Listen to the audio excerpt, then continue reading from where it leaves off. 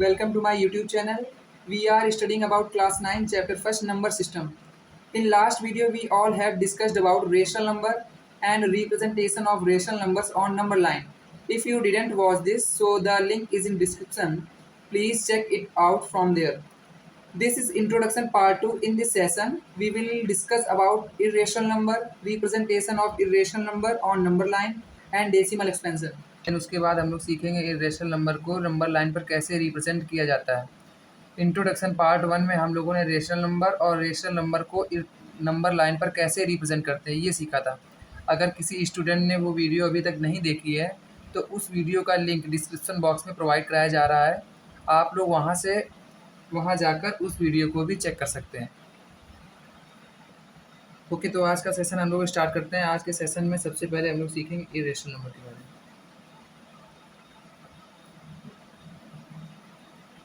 Irrational numbers,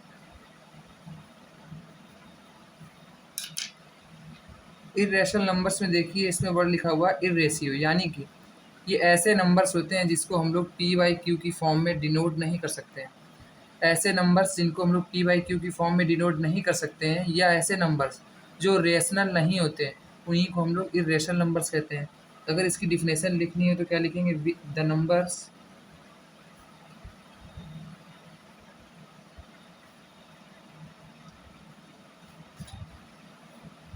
which cannot be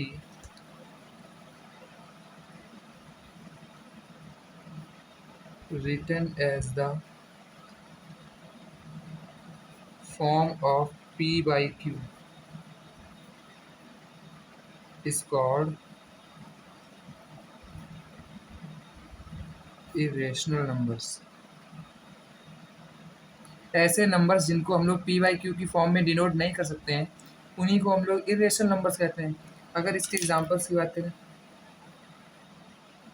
examples देखिए, आपको ध्यान रखना है कि सारे अंडर रूट वाले नंबर, जितने भी अंडर रूट के अंदर नंबर लिखे होंगे वो सारे हमारे इरेशनल नंबर होते हैं, लेकिन उसके लिए भी कंडीशन होती है, बताते हैं आपको। एग्जांपल में जैसे √5 हो गया, √7 हो गया, √3 हो गया, √11 हो गया, √13 हो गया, ये सारे हमारे इरेशनल नंबर हैं। लेकिन इसकी कंडीशन क्या है? इसकी कंडीशन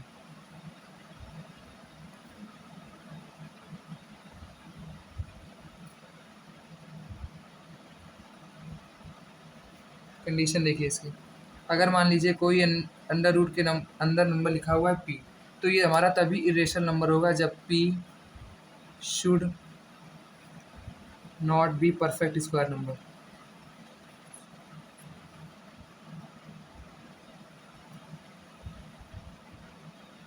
परफेक्ट स्क्वायर नंबर यानी कि अंडर रूट के अंदर लिखा हुआ जो नंबर है वो हमारा परफेक्ट स्क्वायर नंबर नहीं होना चाहिए। अब परफेक्ट स्क्वायर नंबर होते क्या है वो भी देखिए। परफेक्ट स्क्वायर नंबर्स जैसे 25, ये एक परफेक्ट स्क्वायर नंबर है। क्यों? क्योंकि ये 5 का स्क्वायर है। 36, ये भी परफेक्ट स्क्वायर नंबर है। क्यों? ये क्योंकि ये 6 का स्क्वायर है। 49, ये भी परफेक्ट स्क्वायर नंबर है, ये 7 का स्क्वायर है। 225, ये भी हमारा परफेक्ट स्क्वायर नंबर है। क्यों? क्योंकि ये 15 का स्क्वायर लिखा हुआ है। तो ये सारे हमारे परफेक्ट स्क्वायर नंबर हैं। ऐसे ही बहुत सारे परफेक्ट स्क्वायर नंबर होते हैं। अगर किसी अंडर रूट के अंदर परफेक्ट स्क्वायर नंबर लिखा होगा तो वो हमारा इरेशनल नंबर नहीं होगा।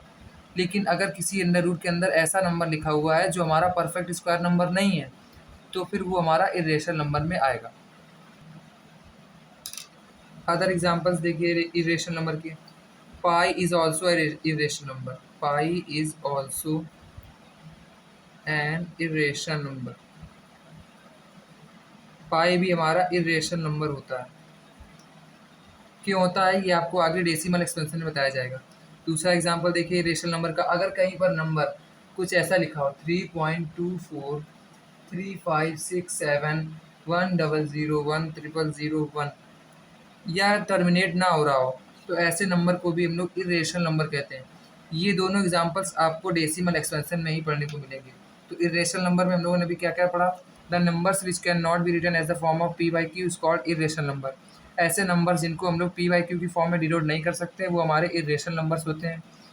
एग्जाम्पल्स हमने देखे, जैसे रूट के अंदर कोई भी नंबर लिखा होगा तो हमारा इरेशनल नंबर कब होगा, जब रूट के अंदर लिखा हुआ नंबर हमारा परफेक्ट स्क्वायर नंबर ना हो। अगर परफेक्ट स्क्वायर नंबर होगा तो फिर हमारा वो इरेशनल नंबर में काउंटिंग नहीं आएगी। जैसे हो गया example root 5, root 7, root 3, root 11, root 13, ये सारे हमारे इरेशनल नंबर लिखे हुए हैं। ये कंडीशन आपको बताई थी कि अगर कोई रूट के अंदर वैल्यू लिखी है पी, तो P should not be a perfect square number. Perfect square number क्या होते हैं ये देखिए लिखे हुए हैं। पाई भी हमारा इरेशनल नंबर होता है, या डेसिमल में ऐसा कुछ लिखा हुआ है तो ये भी हमारा इरेशनल नंबर होगा। ये भी आपको डेसिमल एक्सटेंशन में पढ़नी करते हैं अपने नेक्स्ट टॉपिक पर, जो कि हमारा है representation of irrational numbers on number line. Number line पर इरेशनल नंबर को कैसे प्लॉट किया जाता है, इसको देखने से पहले सबसे पहले हम लोगों को ये सीखना होगा कि पाइथागोरस थ्योरम क्या होती है। Pythagoras theorem is only applicable for right angle triangle. जो पाइथागोरस थ्योरम होती है ये केवल राइट एंगल ट्रायंगल में ही लागू होती है। तो हमने यहाँ पर एक राइट एंगल ट्रायंगल बना लिया है जो कि हमारा ए बी सी, एंगल भी हमारा राइट एंगल है। तो पाइथागोरस ए बी सी में एंगल भी हमारा राइट एंगल है। जो भी हमारा राइट एंगल होता है उसके सामने वाली साइड, राइट एंगल के सामने वाली साइड हमारी होती है हाइपोटेनियस। राइट एंगल के सामने वाली साइड कौन सी पड़ रही है, एसी। एसी हमारी हाइपोटेनियस होगी। जिस भी साइड पर राइट एंगल बना हुआ होता है उसको हम लोग बोलते हैं बेस। देखिए ए बी साइड पर राइट एंगल क्रिएट है, यानी कि ए बी साइड हमारी होगी बेस। और जो भी साइड हमारी राइट एंगल क्रिएट करती है, यानी कि जो भी साइड हमारी राइट एंगल बनाती है उसको बोलते हैं हम लोग परपेंडिकुलर। जैसे यहाँ पर देखिए बीसी साइड हमारी राइट एंगल बना रही है, इसलिए बीसी हमारी होगी परपेंडिकुलर। अब आते हैं अपनी पाइथागोरस थ्योरम पर। पाइथागोरस थ्योरम हमारी क्या होती है, किसी भी राइट एंगल ट्रायंगल में हाइपोटेनियस का स्क्वायर बाकी की दोनों साइड के स्क्वायर के समीशन के इक्वल होता है। यानी कि हाइपोटेनियस का स्क्वायर इक्वल टू होगा बेस का स्क्वायर प्लस परपेंडिकुलर का स्क्वायर। ये हमारी होती है पाइथागोरस थ्योरम। और इसी थ्योरम को यूज़ करके हम लोग रिप्रेजेंट करेंगे इरेशनल नंबर को नंबर लाइन पर। फिर से एक बार देख लीजिए, कोई भी ए बी सी अगर राइट एंगल ट्रायंगल है तो राइट एंगल के सामने वाली साइड हमारी हाइपोटेनियस होती है। जिस बेस पर हमारा राइट एंगल बना होता है उसको बोलते हैं बेस, और जो साइड हमारी राइट एंगल बना रही होती है उसको बोलते हैं परपेंडिकुलर। तो पाइथागोरस थ्योरम क्या होती है कि हाइपोटेनियस का स्क्वायर इक्वल टू बेस का स्क्वायर प्लस परपेंडिकुलर का स्क्वायर। इसको यहाँ से ये भी लिख सकते हैं H equal to under root B square plus P square. Square को हमने उधर भेजेंगे तो स्क्वायर रूट में कन्वर्ट हो जाएगा। तो इस पाइथागोरस थ्योरम का ये भी एक फॉर्म है और ये भी एक फॉर्म है, दोनों ही राइट है। अब हम लोग रेशनल नंबर को देखते हैं कैसे प्लॉट किया जाएगा। सबसे पहले एग्जांपल हमने लिया रूट 2। रूट 2 को प्लॉट करने से पहले सबसे पहले इसको हमें ब्रेक करना होगा। आपको याद रखना है कि कोई भी अगर आपको रेशनल नंबर दिया जाएगा तो उसको हमें +1 में ब्रेक करना है। किस में ब्रेक करना है, +1 में। तो रूट 2 को हम लोग कैसे ब्रेक कर सकते हैं, +1 में ब्रेक करना है तो रूट 2 को हम लोग लिख सकते हैं अंडर रूट 1+1। ये देखिए हमने कहा था आपसे कि +1 में ब्रेक करना है, तो रूट 2 को हमने ब्रेक किया 1+1 में। +1 लाना जरूरी है। तो अब देखिए रूट 2 इक्वल टू, इसको लिख सकते हैं 1 का स्क्वायर प्लस 1 का स्क्वायर। तो ये अगर इसको हम पाइथागोरस थ्योरम से कंपेयर करें तो ये हमारा हो जाएगा हाइपोटेनियस, ये हमारा हो जाएगा बेस, और ये हमारा हो जाएगा परपेंडिकुलर। क्योंकि हमारी पाइथागोरस थ्योरम क्या होती है, हाइपोटेनियस का स्क्वायर इक्वल टू बेस का स्क्वायर प्लस परपेंडिकुलर का स्क्वायर। ये hypotenuse equal to under root base square plus perpendicular square. तो इस फॉर्म से हमने इसको कन्वर्ट कर लिया। ये हमारा हो गया हाइपोटेनियस, ये हमारा होगा बेस, और ये हो गया परपेंडिकुलर। तो यहाँ से एक बार फिर से लिख लेते हैं, hypotenuse equal to root 2, base equal to 1 and perpendicular is also equal to 1। अब हम लोग रूट 2 को प्लॉट करेंगे नंबर लाइन पर। तो सबसे पहले एक हमको नंबर लाइन ड्रॉ करनी है। एक हम नंबर लाइन ड्रॉ करेंगे। अब इस नंबर लाइन में सबसे पहले देखेंगे हमारा बेस क्या है। बेस हमारा है 1। कितना है बेस, 1 यूनिट। तो फिर हम लोग क्या करेंगे कि अपने कंपास में 1 यूनिट की डिस्टेंस को ले लेंगे। 1 यूनिट आप लोग ले सकते कितनी भी, कितनी मान लीजिए हम लोगों ने ले ली 1 यूनिट। तो यहाँ पर रखेंगे और 1 यूनिट पर ऐसे लगा देंगे आर्क। ये एक आर्क लगा दिया 1 यूनिट डिस्टेंस पर। तो ये हमारा हो गया पॉइंट, जहाँ से हमने पॉइंट रखा था कंपास का, ये हो गया 0, और ये हो गया यहाँ पर, ये यहाँ से यहाँ तक डिस्टेंस हो गई 1 यूनिट। अब इसके बाद क्या करना है, जहाँ पर आर्क लगा हुआ है वहाँ पर हमें 90 डिग्री एंगल ड्रॉ करना है। कितना एंगल ड्रॉ करना है, 90 डिग्री। तो इस पॉइंट पर हम लोग 90 डिग्री एंगल ड्रॉ करेंगे।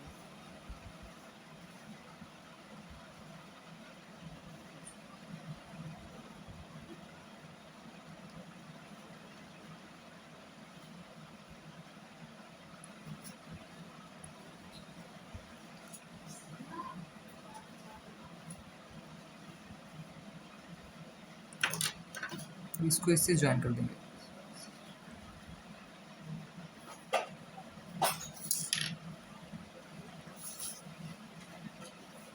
ये हमारा हो गया 90 डिग्री एंगल। अब जो हमने स्टार्टिंग में डिस्टेंस ली हुई थी 1 यूनिट की, इसको वापस से मेज़र करना है यहाँ से यहाँ तक। इसको अपने कंपास में मेज़र कर लेंगे। देन उसके बाद डिस्टेंस मेज़र होने के बाद इस पॉइंट से ऊपर की ओर एक आर्क लगाना है यहाँ पर, जो इस 90 डिग्री एंगल को कट करेगा जाके ऊपर लाइन पर। देन क्या करना है, इस पॉइंट को स्टार्टिंग पॉइंट से मैच करवाना है। इसको इससे मैच कर देंगे। तो देख रहे होंगे आप लोग, ये हमारा एक राइट एंगल ट्रायंगल बन गया होगा। अब इस राइट एंगल ट्रायंगल में ये हमारा हाइपोटेनियस है, ये 90 डिग्री है। तो बेस हमारा कितना था 1 यूनिट, तो ये हो गया 1 यहाँ से यहाँ तक। परपेंडिकुलर भी 1 था, तो यहाँ से यहाँ तक ये भी 1 हो गया। हाइपोटेनियस कितना आएगा √2, तो ये इसका हाइपोटेनियस है, इसलिए ये क्या हो जाएगा √2। अब इस √2 को हमें नंबर लाइन पर शो करना है, तो यहाँ से लेकर इस पॉइंट तक की डिस्टेंस को मेज़र कीजिए। यहाँ से देखिए इस पॉइंट को हमने मेज़र किया। देन उसके बाद इस पॉइंट से ऐसे एक आर्क लगाना है इस नंबर लाइन पर। ये आर्क जो ये कट कर रहा है, ये हमारा होगा √2। इस पॉइंट को हम लोग बोलेंगे √2। नेक्स्ट एग्जांपल हमने लिया √3 का। √3 को प्लॉट करने से पहले सबसे पहले इसमें हम लोग पाइथागोरस थ्योरम अप्लाई करेंगे।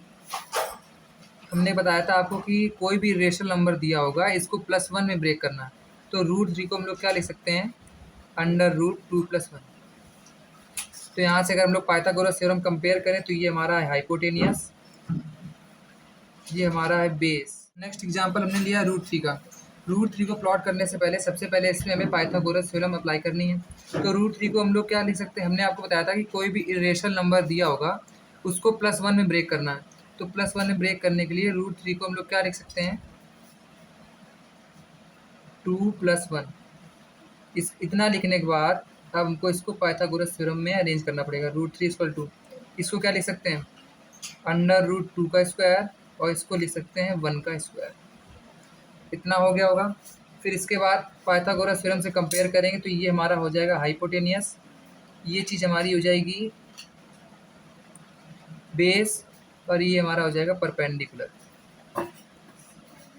फिर से एक बार यहाँ लिख लेंगे, हाइपोटेनियस हमारा है √3, बेस हमारा है √2, और परपेंडिकुलर होगा 1। तो अब की बार हमको बेस कितना बनाना है, √2 का बनाना है। और √2 का बेस बनाने के लिए हम लोगों ने पहले ही अपना सीख चुके हैं कि √2 को नंबर लाइन पर कैसे प्लॉट करते हैं। तो √2 सबसे पहले आप बनाइए, देन उसके बाद √3 बना पाएंगे। तो सबसे पहले √2 बनाने के लिए क्या करेंगे, एक नंबर लाइन ड्रॉ कर दें।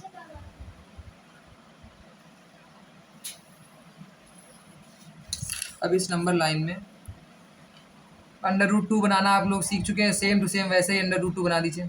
1 यूनिट की डिस्टेंस लीजिए, यहाँ से लेकर इसको हमने यहाँ तक कट किया। ये हो गई हमारी 1 यूनिट की डिस्टेंस। ये हमारा है .0। देन इस पॉइंट पर हमें 90 डिग्री एंगल ड्रॉ करना।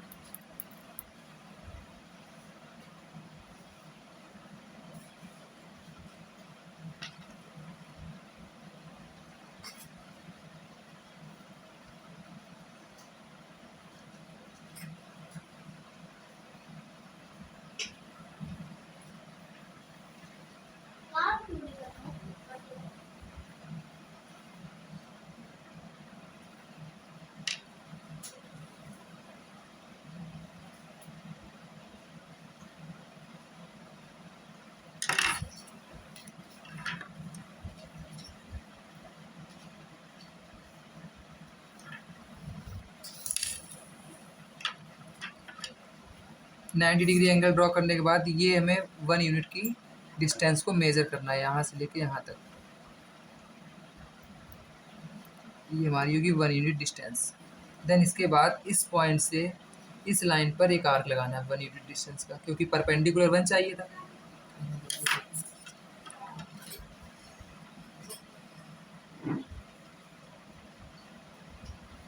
इस पॉइंट को इससे ज्वाइन करेंगे। ये हमारी डिस्टेंस है 1 यूनिट। ये भी है 1 यूनिट। तो ये हमारा हाइपोटेनस कितना आता है, √2। ये अभी आप लोग पिछला पढ़ चुके हैं। देन इसके बाद इस पॉइंट पर हमें अगेन 90 डिग्री एंगल ड्रॉ करना है। क्यों? क्योंकि अब की बार हमें बेस √2 लेना और बेस हमारा ये रहा √2। इस पॉइंट पर हमें 90 डिग्री एंगल अगेन ड्रॉ करना है।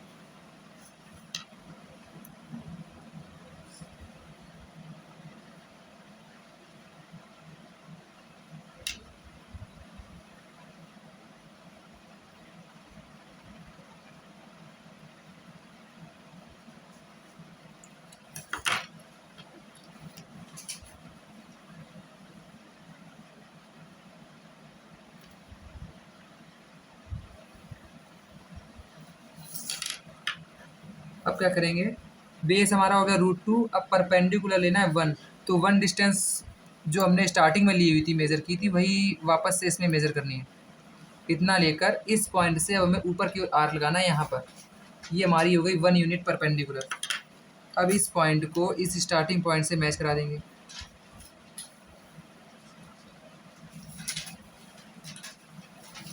ये जो हमारा हाइपोटेनस बनेगा, ये बनेगा √3। लेकिन इसे तो हमें अपने नंबर लाइन पे प्लॉट करना है। तो इसके लिए क्या करेंगे, इस पॉइंट से लेकर यहाँ तक की मेज़र को मेज़र कर लेंगे, अपनी लेंथ को मेज़र कर लेंगे अपने कंपास में। देन उसके बाद इस पॉइंट से ऐसे कार लगा देंगे नीचे, इस पॉइंट से ऐसे कार लगा देंगे यहाँ तक।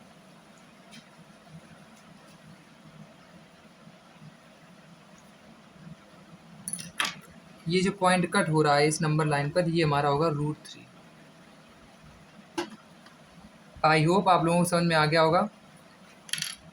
अगर और भी कोई इरेशनल नंबर आता है तो उसको हमें सबसे पहले ध्यान रखना है कि +1 में ब्रेक करना है। देन उसके बाद पाइथागोरस थ्योरम को अप्लाई करना है। फिर हम लोग उसमें मेजरमेंट करके ड्रॉ स्टार्ट करेंगे। मूव करते हैं अपने नेक्स्ट टॉपिक की ओर, जो कि हमारा है डेसिमल एक्सपेंशन। अब हमको इसमें समझना होगा कि डेसिमल एक्सपेंशन में डेसिमल्स क्या होते हैं। जब भी मान लीजिए कोई फ्रैक्शन हमारा p/q की फॉर्म में लिखा होता है, देन हम लोग इसके डिनोमिनेटर से यानी कि q से p में डिवाइड देते हैं, डिनोमिनेटर से न्यूमरेटर में डिवाइड देते हैं, तो हमारे कुछ डेसिमल्स के फॉर्म में कुछ एक्सपेंशंस आते हैं। उन्हीं के बारे में हमको पढ़ना है कि डेसिमल एक्सपेंशन कितने टाइप के होते हैं। There are 3 types of decimal expansion. Number first, terminating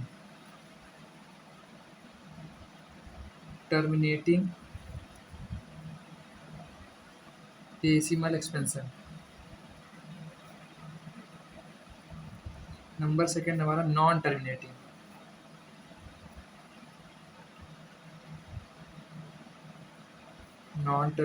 decimal expansion.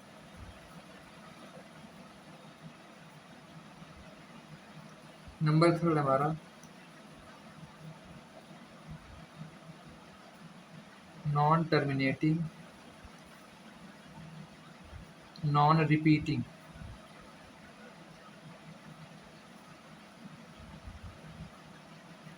Decimal expansion. Terminating decimal expansion क्या होता है? टर्मिनेटिंग मतलब होता है टर्मिनेट। अब इस टर्मिनेट का मतलब होता है जो एंड हो जाता है, यानी कि जो फिनिश हो जाता है। जब भी किसी डिनोमिनेटर का न्यूमरेटर हम लोग डिवाइड देते हैं, तो इसमें क्या होता है टर्मिनेटिंग डेसिमल एक्सपेंशन में क्या होता है कि remainder becomes 0। Terminating decimal expansion में रिमाइंडर हमेशा 0 आएगा। और नॉन टर्मिनेटिंग डेसिमल एक्सपेंशन में, इसके तो नाम से ही पता चल रहा है नॉन टर्मिनेटिंग, यानी कि ये एंड नहीं होगा, फिनिश नहीं होगा, तो इसमें remainder never becomes 0। Non terminating non repeating decimal expansion में क्या होता है, इसमें भी देखिए नॉन टर्मिनेटिंग है, यानी कि इसमें भी remainder never becomes 0। Remainder never becomes 0। So अभी हम लोगों ने क्या पढ़ा? Terminating decimal expansion, non terminating decimal expansion, non terminating non repeating decimal expansion. Terminating decimal expansion में क्या होता है, रिमाइंडर बिकम्स 0। जिसमें रिमाइंडर हमारा 0 हो जाता है वो टर्मिनेटिंग डेसिमल एक्सपेंशन होता है। जिसमें हमारा रिमाइंडर 0 नहीं आता है वो हमारा नॉन टर्मिनेटिंग डेसिमल एक्सपेंशन होता है। और जिसमें हमारा रिमाइंडर 0 नहीं आता उसको हम लोग नॉन टर्मिनेटिंग नॉन रिपीटिंग, इसमें ध्यान दीजिएगा। ये वाली साइड में हम लोगों ने पढ़ा था टर्मिनेटिंग डेसिमल एक्सपेंशन जिसमें रिमाइंडर 0 आ जाता है, एक होता है नॉन टर्मिनेटिंग डेसिमल एक्सपेंशन जिसमें रिमाइंडर 0 नहीं आता है। तो इसमें आप आगे आप लोग एक दो वर्ड और जोड़ लीजिएगा, non terminating decimal expansion and repeating, जो हमारे रिपीट करते हैं, यानी डेसिमल के बाद डिजिट रिपीट करते हैं तो उसको बोलते हैं non terminating decimal expansion and repeating decimal expansion. और इसमें रिमाइंडर 0 भी नहीं आता है और डिजिट भी रिपीट नहीं करते तो उसको बोलते हैं non terminating non repeating decimal expansion. किसी किसी बुक में रिपीटिंग वर्ड को रिकरिंग भी लिखा जाता है, तो आप लोग उससे कंफ्यूज मत होइएगा। रिपीटिंग,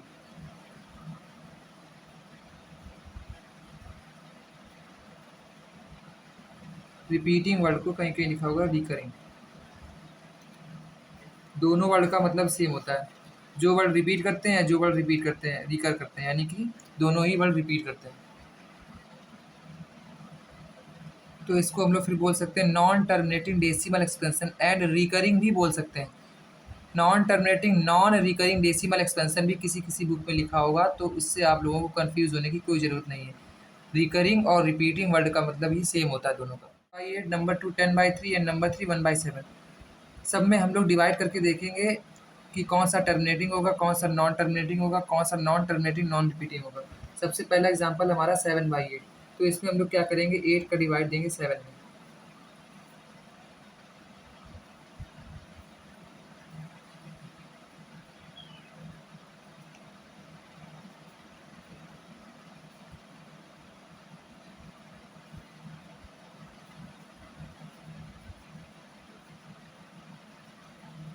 इसमें देखिए जब हमने 8 का डिवाइड 7 में दिया तो इसमें ये आ रहा है डेसिमल एक्सपेंशन 0.875, और ये एंड भी हो गया। क्यों एंड हो गया, क्योंकि यहाँ पर रिमाइंडर 0 आ गया, यानी कि ये वाले डेसिमल एक्सपेंशन में रिमाइंडर इज 0। इस डेसिमल एक्सपेंशन में रिमाइंडर हमारा 0 आ रहा है, यानी कि कैसा डेसिमल एक्सपेंशन होगा, टर्मिनेटिंग।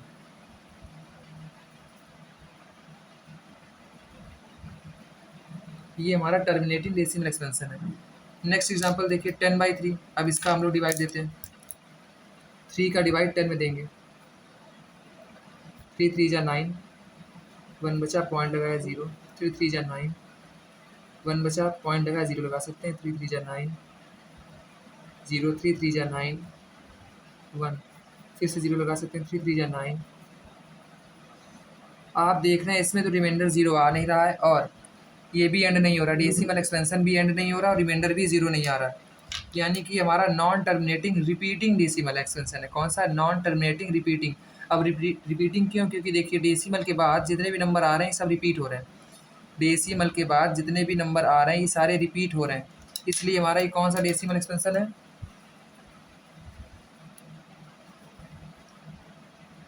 नॉन टर्मिनेटिंग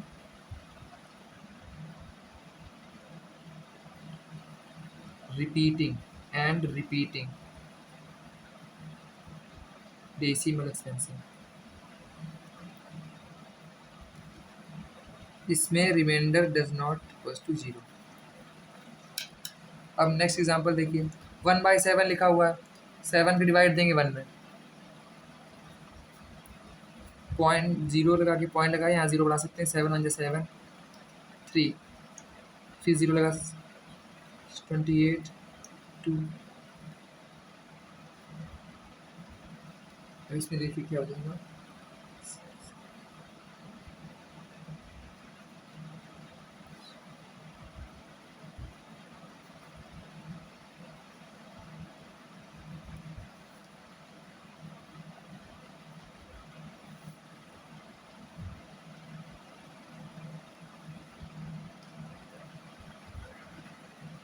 आगे डिवाइड देंगे,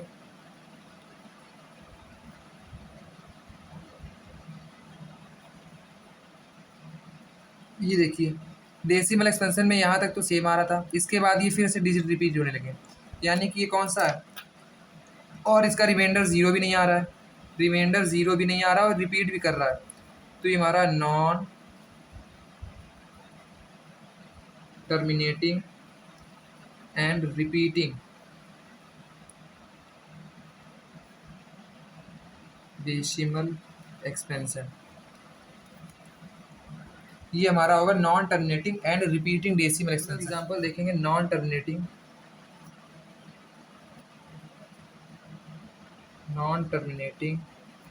एंड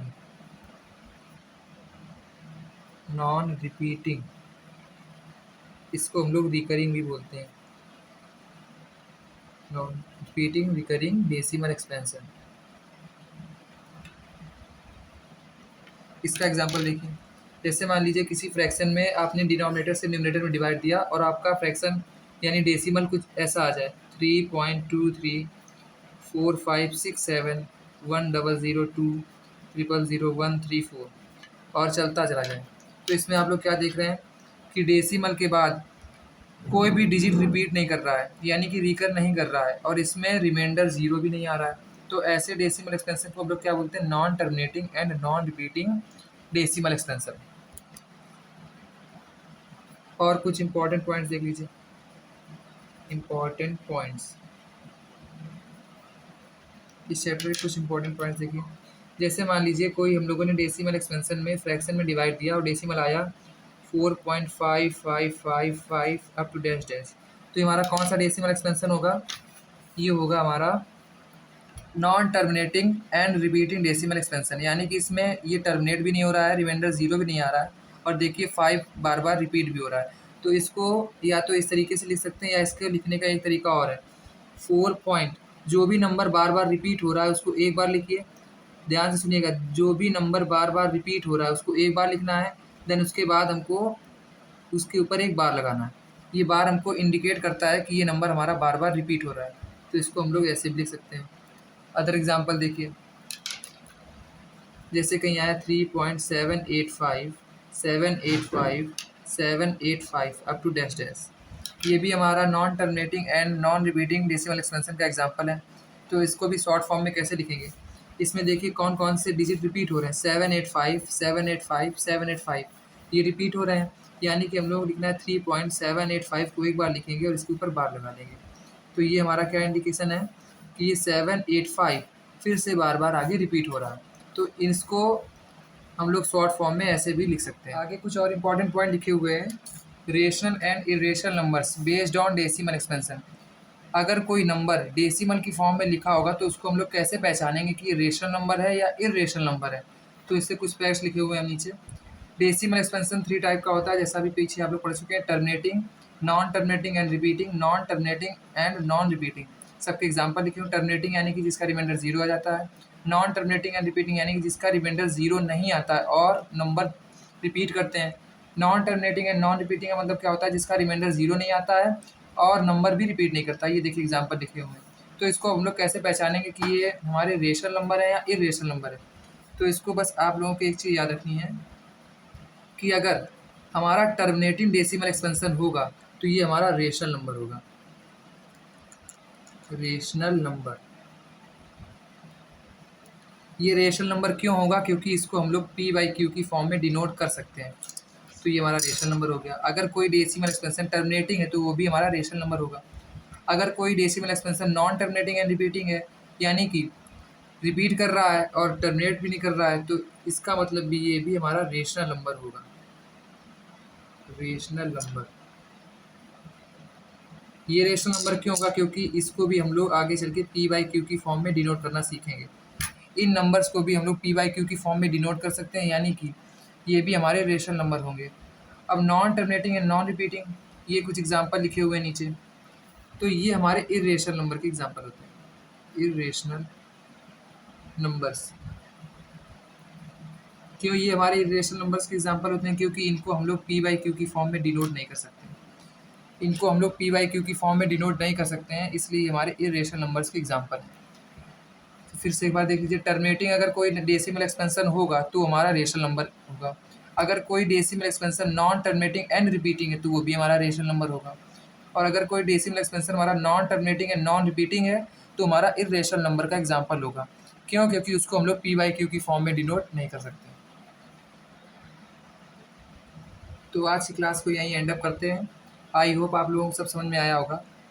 आज की क्लास में हम लोगों ने देखा इर्रेशनल नंबर क्या होते हैं, फिर इर्रेशनल नंबर्स को नंबर लाइन पर कैसे प्लॉट किया जाता है। देन उसके बाद हम लोगों ने डेसिमल एक्सपेंशंस देखा, उसके कुछ एग्जांपल्स पढ़े, फिर इंपॉर्टेंट पॉइंट्स। आई होप आप लोगों को सब समझ में आया होगा। अगर किसी स्टूडेंट ने पार्ट 1 नंबर सिस्टम इंट्रोडक्शन नहीं देखा है तो उसका लिंक डिस्क्रिप्शन बॉक्स में प्रोवाइड है, आप लोग वहाँ से जाकर उस वीडियो को भी ज़रूर देखें। Thank you.